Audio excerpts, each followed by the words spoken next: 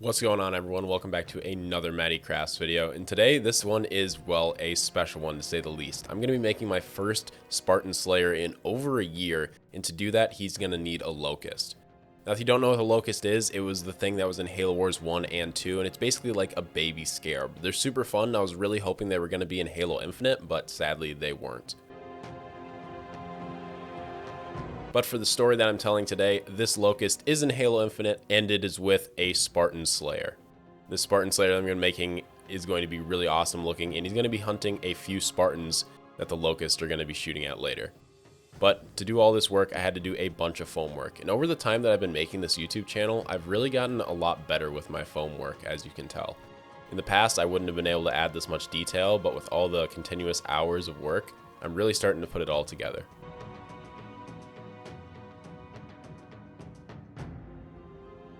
One of the most important things when it comes to making these little vehicle builds is the detail you add on to them. Everything doesn't necessarily have to be too game accurate or right, but you just need to add as much little detail as possible using small pieces of cardboard and other pieces of foam that you cut out. I cut out all the dimensions and everything off screen just to make it faster for you to view, but I really think you can get a lot of tips and tricks just by watching. Now I'm adding down all of these pieces on the very top of the Locust body here, and it's starting to really come together and look like a Locust, or at least the frame anyway. Foam work is super fun and something I've been doing for a long time, so I'm happy that I'm getting to the point to where I can start making bigger and cooler projects and challenges. Now we're moving on to the legs here. The legs were really simple, just a couple pieces of foam and making them look kind of like certain shapes and putting them in certain areas. That's really all you have to do when it comes to this stuff. Especially for dioramas. This Locust is going to be destroyed on the battlefield, so it's going to work really well. Now we need a Spartan Slayer helmet. So this is just a Spartan helmet that I molded a very long time ago, and I still had some molds left over. Let me know in the comments down below if you want me to do basic molding videos so you can make your own Spartan Slayers. But I had to use a Dremel bit and get a lot of these pieces off and kind of shave it off to the right spot. One of the Dremel bits was a little bit too messy and was causing a bunch of dust to go in the air, and you don't want to be breathing this plastic, so I switched it out for a different one. Then I attached it right down to the figure on the side of his shoulder piece. This was a figure I was working on a long time ago, and I never really got to finish him, so I figured why not just use him in today's video. Make sure you guys smash that like button down below. Let's go for a goal of 300 likes. That'd be really awesome to see us hit that. I did a lot of basic green stuff work that I would do for Elite Field Marshal or anything like that. Halo Reachy kind of feeling as possible, but also give it a new kind of feel and look. I used Jega or Domni a lot for the inspiration on the back there by using a piece of a Spartan back piece and kind of like cutting up and just making it look bigger, like he has this big cloak kind of going over him. I really think it just makes the figure look a whole lot bigger and more menacing, and that's really important for me. Now I'm working on the back detail. The back detail is actually really important and something I've kind of learned as time has gone on from making customs. And you want to be able to look at the figure from multiple different angles and actually have enjoyment, and not just from one angle. So I figured why not add a really cool spine that he got implanted. Maybe he was in a huge battle and he got really damaged and he had to use cyber augmentations underneath his armor. That's kind of the idea that I had for this. Now that we had the Locust done and we had the figure drying, I figured why not work on the diorama itself. And this is the base plate for the diorama. I'm using dollar store foam core for this, and this is really important because it's just cheap. And it's also white. So I'm going to be making this a snow diorama, so I didn't want to have to do a ton of painting, and it's already white and snow is white, so it worked out really well. Just continued to glue it down for about 3 layers, and then I went around and carved off all of these scrap spare pieces. Didn't need all this junk, so I just carved it off and threw it away. There's some parts you could probably save in there, but I have so much foam that it's okay if I kind of get rid of it. Then there's going to be a Locust beam that got shot out, so I carved out a piece where the Locust beam went through, and we're going to make a really cool like plasma effect out of that.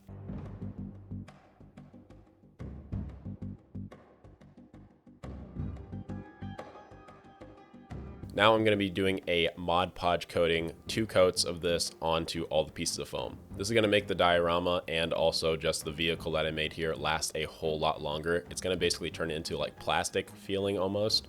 And that's really important so your stuff doesn't chip and kind of crack and get old over time. I want this diorama to last as long as possible because I'm going to be selling it on my eBay. Now I'm just Mod Podging the bottom of the diorama as well. And then I'm going to be doing a nice banished red for the Locust. I was kind of going back and forth on what color I should make the Locust, if I wanted to make it a banished Locust or if I wanted to do my own custom one. But I figured just to save myself some time and make sure I could get this diorama out for everybody to watch, I would just make it a red banished Locust. But the red still looks really good because the banished colors just, well, look really good. Then we're doing kind of an off gray dark silver here. And this is just a really nice color, especially with the banished looking feel. It really fits it perfectly, so I need to go pick up some more of this because I'm running out. But I started applying that onto a ton of different areas on this Locust and just shading and highlighting certain spots. I did that on the legs and also the body itself.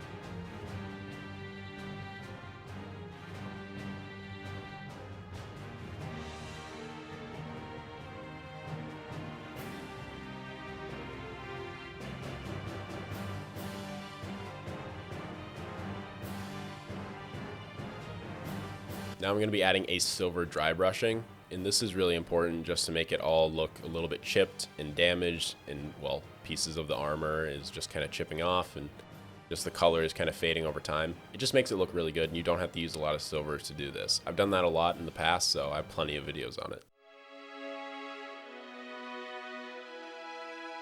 I actually asked a lot of you guys what color you would want to see for the Elite, and everybody said blue and red and this and that. And I was like, oh, the one color that nobody said was gold, so I kind of went with that, but I appreciate everybody's comments. I definitely do. But I wanted to make a gold Spartan Slayer. I really like making gold figures. There's just something about them that just make them look so good. And there's really not a lot of gold figures in Mega Construx right now, so I figured why not. I had to very carefully go around the body and add all of this gold down. The figures really do take a long time to paint, especially because it probably took me 3 to 4 coats of just adding on the paint to really make it feel gold. So it took a very long time, but it looks really good when it's all on there and the base coat's all done.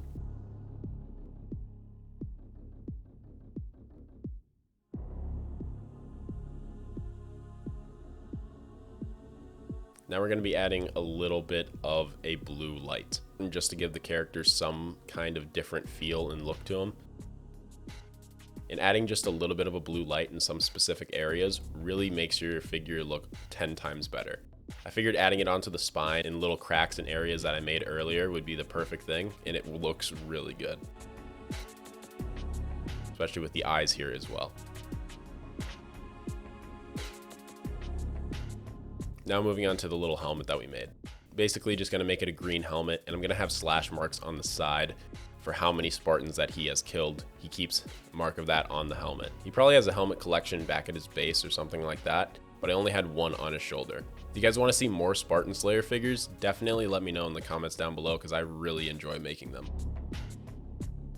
Now I need to make a rock. The Locust shot right through a rock, and the beam is so powerful that I remember from Halo Wars it would like destroy bases super fast. So this rock stood no chance to the Locust beam, and I wanted to make sure you could kind of see that in the diorama.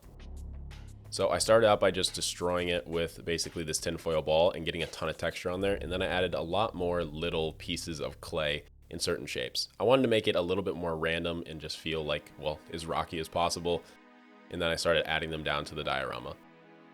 I had this rock underneath the Locust just to make it feel a little bit more like it has been destroyed, because it has been. So I had to add all these parts and pieces right there. But dang, I was so happy with how this looks. That silver dry brush really just brings out all that red in that dark silver. Now I'm attaching down the rocks to where the Locust beam went through them, and I really like how this is starting to look.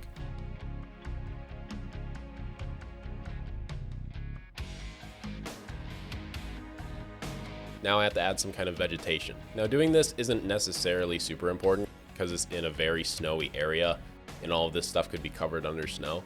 But I just thought I would since I had some left over. I wanted to make this diorama as awesome as possible, and to do that, I definitely needed to add as many little details as I could. Now we're using Liquitex Gel, and this is one of my favorite materials for a long time, and it just makes everything look really good. You can use it in so many different ways. I used it for flood texture for a really long time, and it's just a really good material. But I had to apply it down all in various different areas on the diorama, and not making too many areas too thick. I kind of wanted to keep it as light as possible since the whole diorama itself is already kind of white, but I just applied it right on down.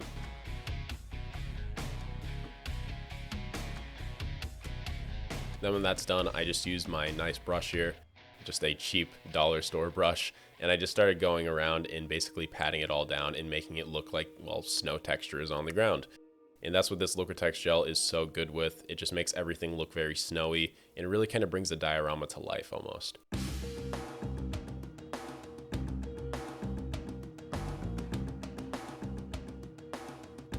Also got some on the very bottom of the Locust. The Locust has been trudging through the snow, so that was really important. Now we're going to work on the Locust Gel Beam, and I was having a little bit of a hard time initially with the color here, so I kind of went back and forth on it a little bit. You'll see in the end how I kind of dealt with that. But I had to add Liquitex Gel with a different color. All I did was add some apple barrel paint into it and mix it up. And I just wanted to apply this everywhere. The Fusion Gel, which I believe is what it's called, is very, well, gel-like. And when you shoot it out, it basically burns everything. Same style and mindset when it came to this. Now I'm just using a brush and really making it feel like the gel is burning and kind of just smoldering or just nasty kind of look, and it's pretty cool when you kind of all see it come together.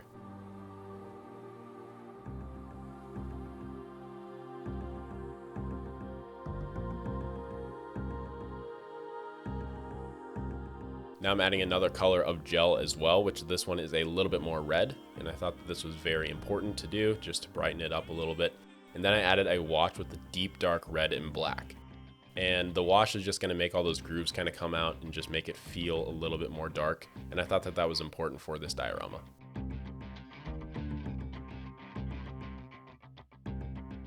So I had to add on a little bit of blue flame here just to make the Locust look like it's burning. I thought this was really important to kind of give that cool effect.